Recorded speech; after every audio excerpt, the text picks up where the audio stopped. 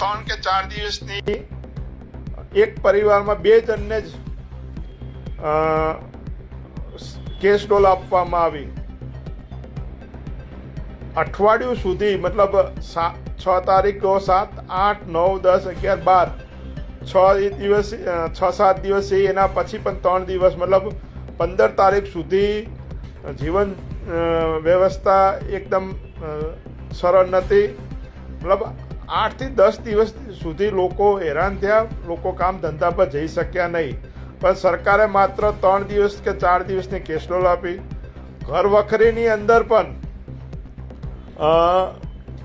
તમામ લોકોને જે વિસ્તારમાં અસરગ્રસ્ત લેવામાં આવ્યા, જે ગામડા અસરગ્રસ્ત લેવામાં આવ્યા, એમાં તમામ પરિવારને આપવાની જરૂરિયાત હતી. પણ સરકારના અધિકારીઓ દ્વારા માત્ર ગામમાં રહેતા લોકોને જ, હવે ખેતરોમાં જે લોકો રહે છે, ખેતરોમાં અત્યારે પણ પાણી ભરાયેલું છે અને જે ખેતરોમાં 5-5, 7-7 ફૂટ પાણી ચાલ્યું હશે ત્યાં ઘરવખરી રહેવાની જ નથી.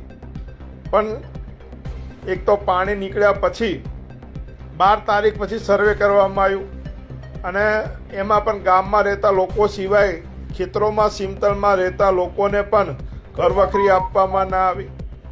કેશ ડોલ આપવામાં આવી જાણે કોઈ ભિખારીઓને આપતા હોય એવી રીતે વર્તન કરવામાં આવ્યું. કારણ કે આવી પરિસ્થિતિની અંદર ક્યાં લોકો એનો આધાર કાર્ડ લેવા જવાના હતા, રાશન કાર્ડ લેવા, ચૂંટણી પાસબુક લેવા જવાના હતા, કાગળિયા બધા પડી ગયા હતા, તણાઈ ગયા હતા, ત્યારે કે ફોર્મ ભરવું પડશે, ઓનલાઈન કરવું પડશે, પછી આપશું. 2017ની